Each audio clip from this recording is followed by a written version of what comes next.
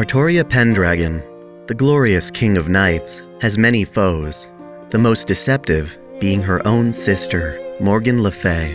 While being recognized publicly as Uther Pendragon's legitimate daughter, Morgan feels unloved in comparison to Artoria. Thus, despite being born of the same status, Morgan lives with a profound loathing for her sister, wishing to tear her from the throne out of resentment. During the creation of Camelot, Morgan goes into hiding, waiting for an opportunity to claim vengeance. Artoria, while faced with challenges on the battlefield, struggles with a wholly different dilemma, her own biology. While she is sexually a woman, she rules while concealing this fact, even going so far as to marry Lady Guinevere out of political need for Britain to have both king and queen. This is manageable from a social standpoint, but comes alongside a troubling consequence. Two women cannot, by normal means, conceive a child. As such, King Arthur and Guinevere cannot produce an heir to the throne. Faced with this, the tremendously powerful yet obscure magus, Merlin, comes up with a solution. He uses his magecraft to transform Artoria into a pseudo-male. As bizarre as this plan seems, it proceeds successfully until Morgan Le Fay makes this her moment to strike. She infiltrates Artoria's home and enchants her. Under this spell, Artoria is vulnerable as her sister mounts her, extracting the sperm intended for Guinevere.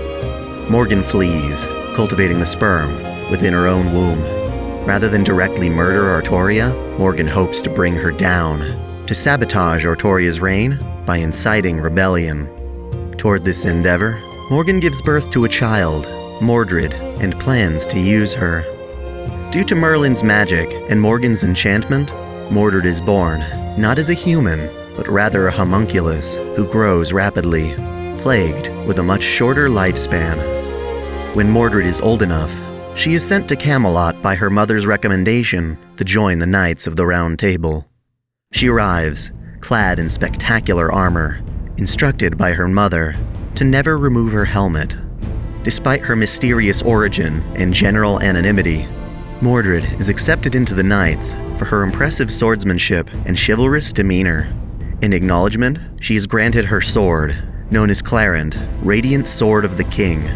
Of course, Mordred knows of her purpose, instructed by Morgan to infiltrate the Knights and wait for a moment to overthrow the king. "My son, you have the right to inherit the throne, but for now, hide your status and obey the king, and one day, you will defeat the king and take his place." Yet, when she meets Artoria, she finds herself admiring her king's glory. Mordred is unconsciously envious of normal humans who had the chance to grow up and have innocent childhoods. Thus, Mordred found Artoria's reputation as an inhuman king to be absolutely perfect. Yes, rather than feeling deceptive towards her king, Mordred worships Artoria with no intention of rebelling. Instead, she strives earnestly to become an ideal knight and defends her king against those who would doubt her leadership. For Morgan, this will not do. To plant a seed of rebellion within Mordred, Morgan decides to tell her of her birthright. Mordred is told that the perfect king she is so devoted to is actually her father. As expected, Mordred is overjoyed and promptly visits Artoria to reveal the news. Yet, for every ounce of joy, Mordred bears uncertainty. What will her father think of a child born through deception? She fears she will be seen as a filthy child. Regardless, the chance to be acknowledged by her father, to finally be proud of her inhuman nature, is more than enough inspiration. Mordred meets, in private, with her father and removes her helmet, for the first time revealing her face. She tells of Morgan's deception and her consequential birth, elaborating that Artoria need not seek an heir to the throne, as one has been there all along. More importantly, Mordred exposes her identity to her father so that she can be accepted, so that the one she admires so passionately will accept her as kin. Surely, Artoria is shocked by this revelation. Throughout her entire kingship, Artoria had suppressed any semblance of her own desires, devoting herself entirely to her country. She did not view things from a perspective of compassion, but rather utility. At this moment especially, Artoria is far from understanding Mordred's plea for acceptance for its emotional significance. Rather, Mordred's emotionally driven attitude and her assertive entitlement to the throne is seen as contrary to the honor and control required of a king.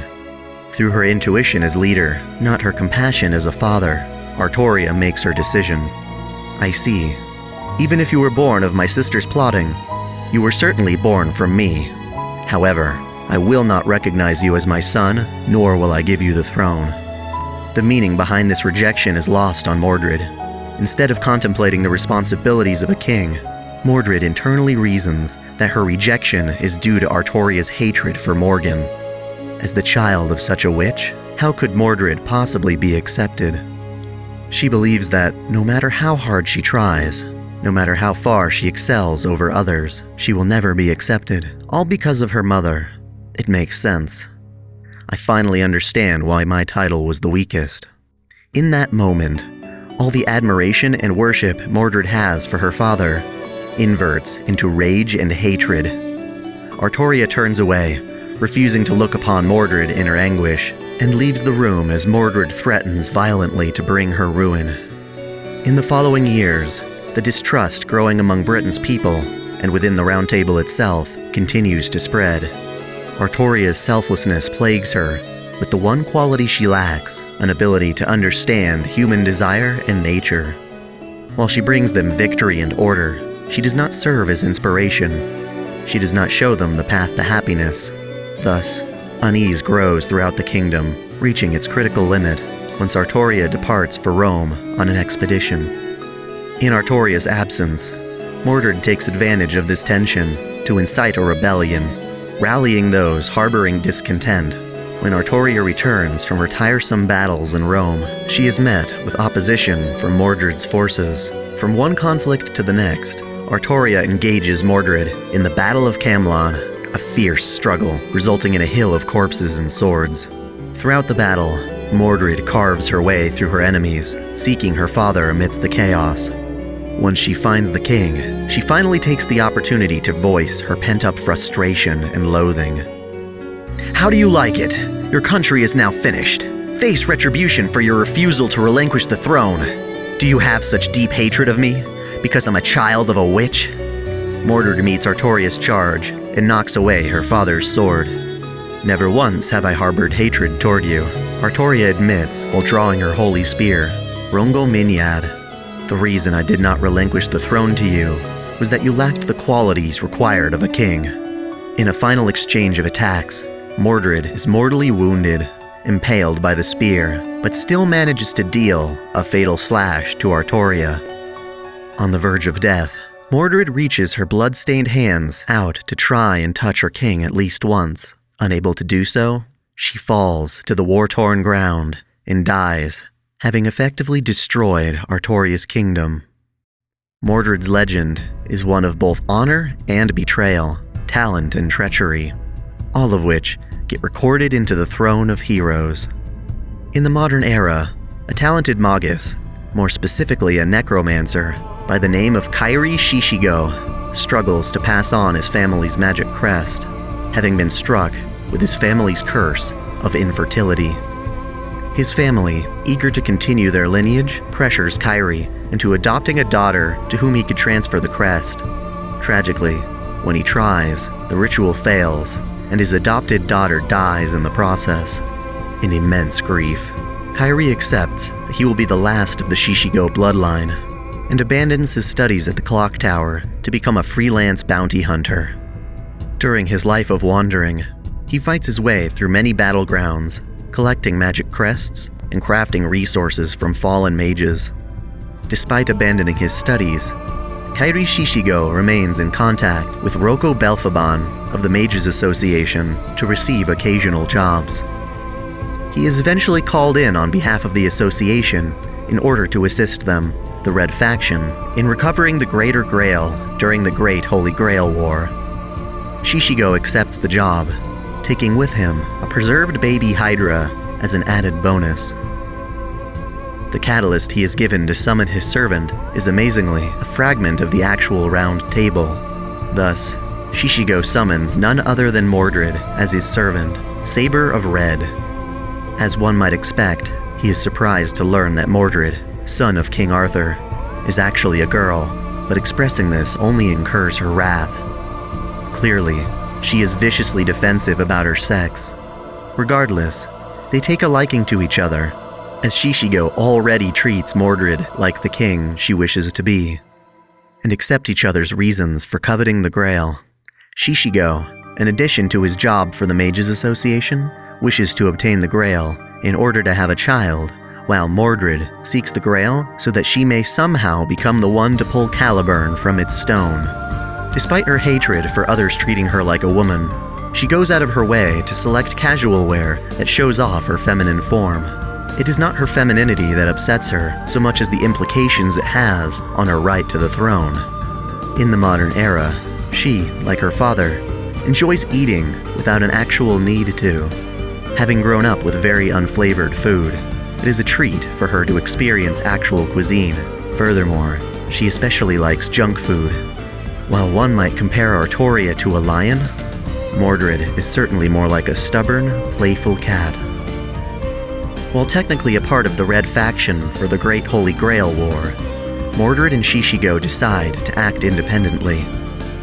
This arrangement is wise, as Shiro Kotomine and his servant, Semiramis, have ulterior motives for the war and take extreme measures to manipulate the field of battle. During combat, Mordred's strength is only slightly less than Artoria's, but she is still very much an extraordinary saber. She decimates her competition by propelling herself like a jet via her mana burst. This, mixed with the intense output of her sword, Clarendon, make her overwhelmingly strong. Beyond that, her transforming armor itself fortifies her greatly, enough to withstand Berserker of Black's Command Seal enhanced Noble Phantasm without dying. Indeed, Mordred exhausts immense amounts of mana on the battlefield, a feat only truly talented mages can endure. She has 2 Noble Phantasms, the first being Secret of Pedigree, the helmet that hides her identity. On the offensive end, she can use her sword to attack with Clarendon Blood Arthur, a devastating anti-army strike. Regardless of these awesome abilities, she holds nothing back, even when it comes to brawling with her foes unarmed. As the war progresses, she finds herself in the company of Sieg and Astolfo, who question her about her rebellion against Artoria. This dialogue sparks Mordred to consider what kind of king she yearns to be, and in turn, makes her question exactly why she insisted on tearing her father's kingdom apart. After all, she so desperately wants the throne to be acknowledged, but has never thought of what would come afterward. Mordred learns a great deal from her time with Shishigo.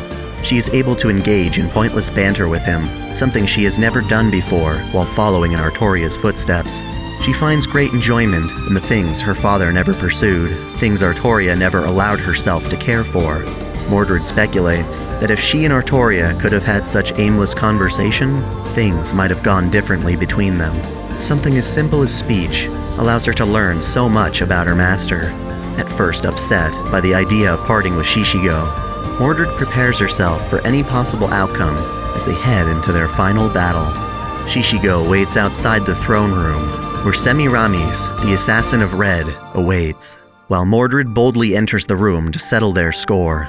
Despite Mordred's strength, Semiramis possesses talents from both the Assassin and Caster classes, and uses this advantage to summon primeval serpents that voraciously batter Mordred throughout the battle. In addition to keeping the Garden of Babylon afloat, Semiramis activates her second Noble Phantasm to unleash an airborne poison made from Hydra's venom. Mordred, afflicted by this poison, is heavily injured and consumed with intense pain. Shishigo busts into the throne room with an antidote he created using the infant Hydra he obtained from the clock tower. He unleashes the antidote, allowing the injured Mordred the strength to strike Semiramis down and end the fight.